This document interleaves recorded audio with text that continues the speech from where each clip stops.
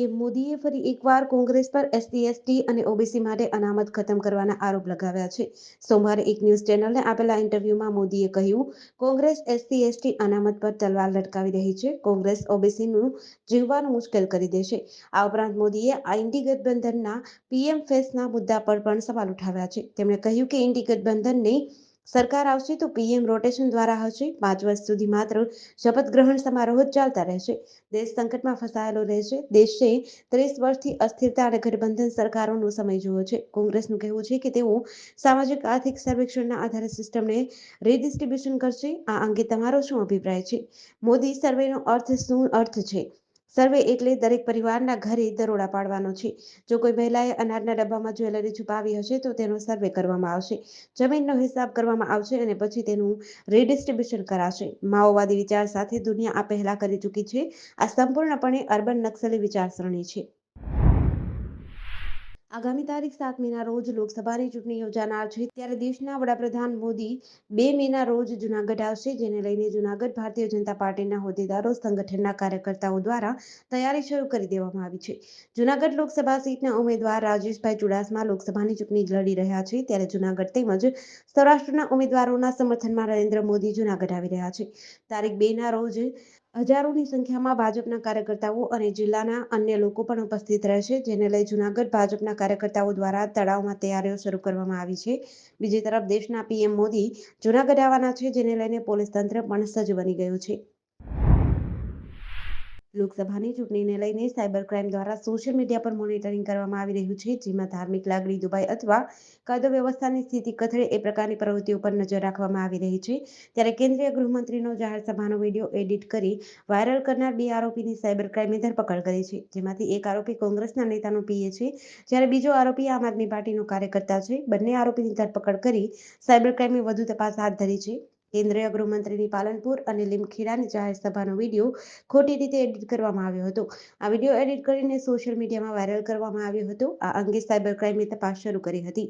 ત્યારે video viral કરનાર 2 શખ્સની ધરપકડ કરી છે. પોલીસે સતીશ વણસોલા અને આરબી બારિયા નામના 2 આરોપીની ધરપકડ કરી છે. વાસંદા અને ચીખલી તાલુકામાં કેટલાક લોકો વિસ્ફોટક સામગ્રી રાખીને તેનું ગેરકાયદેસર વેચાણ કરતા હોય છે. ક્યારેક આ જથ્થો ક્વોરી ઉદ્યોગમાં વિસ્ફોટ કરવા માટે પણ વપરાય છે, પણ આ જથ્થો ગેરકાયદેસર રીતે મેળવી તેનો ઉપયોગ કરવામાં આવે છે. ભૂતકાળમાં પણ અનેક આરોપીઓ જથ્થો રાખવાના ગુનામાં જેલની હવા ખાધી છે. ત્યારે ફરીવાર ચીખલી તાલુકાના સુઠવાડ ગામે એક આરોપીએ એક્સપ્લોઝિવ અને ઇલેક્ટ્રિક ડેટોનેટર રાખતા એસઓજીએ રંગે હાથ ઝડપી ચીખલી પોલીસમાં કેસ દાખલ કર્યો છે.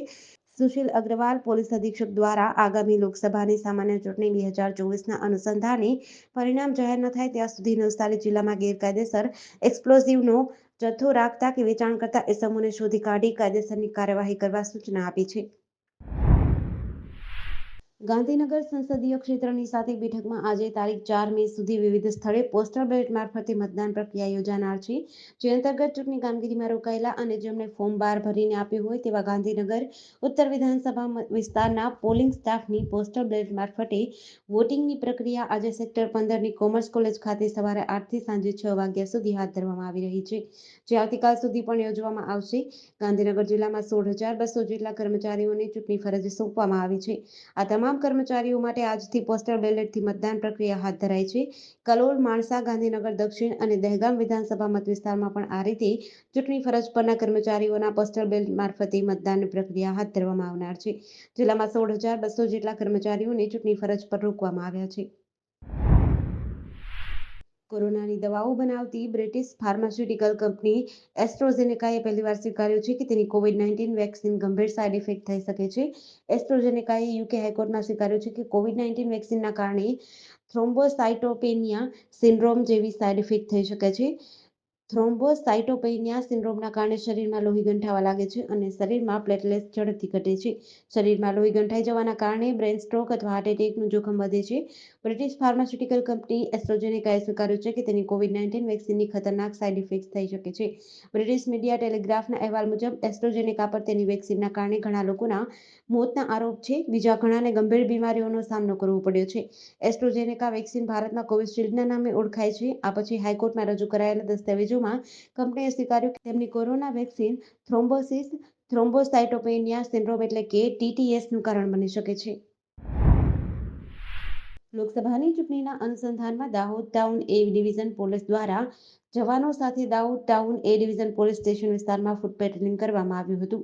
દાહોદ જિલ્લામાં તારીખ 7 મેના રોજ લોકસભાની ચૂંટણીનું મતદાન થનાર છે, જેને હવે ગણતરીના દિવસો બાકી છે. મતદાન શાંતિપૂર્ણ માહોલમાં થાય તે માટે વહીવટીતંત્ર સહિત પોલીસ તંત્ર પણ સજ્જ બન્યું છે. ત્યારે લોકસભાની ચૂંટણીને અનુલક્ષીને Dahod town A division police દ્વારા પોલીસ SRPF ફોર્સના જવાનોને સાથે રાખીને Dahod town A division police station વિસ્તારમાં ફૂટ પેટ્રોલિંગ કરવામાં આવ્યું હતું. પોલીસે શહેરના station road, MG road, Saraswati circle, Bhagini Samaj સહિતના વિસ્તારોમાં ફ્લેગ માર્ચ યોજી હતી. પોલીસે શહેરના સંવેદનશીલ વિસ્તારોની મુલાકાત લીધી હતી. મોરવા હડપ તાલુકાના રસલપુર ગામે આવેલા પાટિયા ફળિયામાં એક મકાનમાં આકસ્મિક આગ ભભૂકી ઉઠતા અફરાતફરી મચી હતી, જેના કારણે સ્થાનિકોએ તાત્કાલિક ગોધરા ફાયર બ્રિગેડને જાણ કરતા ફાયરની ટીમ દોડી આવી હતી અને પાણીનો મારો ચલાવી આગ પર કાબૂ મેળવ્યો હતો. જ્યારે રસુલપુર ગામે આવેલા પાટિયા ફળિયામાં આકસ્મિક આગમાં 3 ભેંસો સહિત 2 બળદો આગની લપેટમાં આવીને મરણ પામ્યા હતા. ફાયર બ્રિગેડના in charge fire officer Dinesh Dindor, Vadanji Thakor, Bhavesh Thakor તાત્કાલિક ઘટના સ્થળે દોડી ગયા હતા અને પાણીનો મારો ચલાવી આગ પર કાબૂ મેળવ્યો હતો. જ્યારે આગની જ્વાળાઓમાં 3 ભેંસો અને 2 બળદના મોત થયા છે. સાથે સાથે નવલસિંહ લક્ષ્મણસિંહ પટેલિયાના મકાનમાં રહેલ ઘરવખરી સરસામાન સહિત દાગીના અને પૈસા બળીને ભસ્મ થઈ ગયા હતા. સૌરાષ્ટ્રમાં હીટવેવની આગાહી આપવામાં આવી છે. 3 દિવસ સુધી હીટવેવ જોવા મળશે. અમરેલી જિલ્લામાં સૌથી ઓછું તાપમાન રાજુલા, જાફરાબાદ, દરિયાઈ કાંઠા વિસ્તારમાં જોવા મળતું હોય છે, પરંતુ આજે અહીંયા રાજુલા, જાફરાબાદ વિસ્તારમાં દરિયાઈ બેલ્ટ હોવા છતાં તાપમાન વધી રહ્યું છે. સવારના 10 વાગ્યાથી 37 ડિગ્રી તાપમાન હતું, ત્યારબાદ 12 વાગ્યા સીધું 41 ડિગ્રી તાપમાન પહોંચ્યું હતું, જેના કારણે એની અસર લોકોના જનજીવન પર પડી રહી છે. હાલમાં આગ જેવી સ્થિતિ શહેરની બજારોમાં જોવા મળી રહી છે. રીતસર લોકોના હાથ, શરીર બળી રહ્યા હોવાનો અહેસાસ થઈ રહ્યો છે. શહેરમાં 40 ડિગ્રી તાપમાન છે, તો રાજુલા શહેરમાં 41 ડિગ્રી તાપમાન જોવા મળી રહ્યું છે. હીટવેવની આગાહીને લઈને રાજુલા, જાફરાબાદ દરિયા વિસ્તાર હોવાના કારણે તાપમાનનો પારો ગગડી રહ્યો છે. મેઘરજમાં મોતની સવારીનો વિડીયો સામે આવ્યો છે. આ જોતા ચૂંટણીને લઈ સરહદી વિસ્તારમાં વાહનોની સઘન ચેકિંગ સામે પણ સવાલ ઉઠ્યા છે. હાલ લોકસભાની ચૂંટણી નજીક છે અને પૂરજોશમાં વહીવટી તંત્ર સજ્જ બન્યું છે. ખાસ કરીને પોલીસ તંત્ર એક્શનમાં છે અને વાહનોનું ચેકિંગ હાથ ધરાઈ રહ્યું છે. પરંતુ એક વિડીયો વાયરલ થતાં પોલીસ તંત્ર સામે સવાલો ઊભા થયા છે. મેઘરજ શહેરમાં મોતની સવારીનો વિડીયો વાયરલ થયો હતો. એક ટ્રાવેલ્સમાં ઉપરની ભાગે ખચોખચ મુસાફરો બેઠેલા નજરે ચડે છે. આ જોતા એવું લાગી રહ્યું છે કે પોલીસ તંત્રને આ ટ્રાવેલ્સ કેમ નજર ના આવી કે પછી આંખો આગળ કાન આડા કરી રહ્યા છે.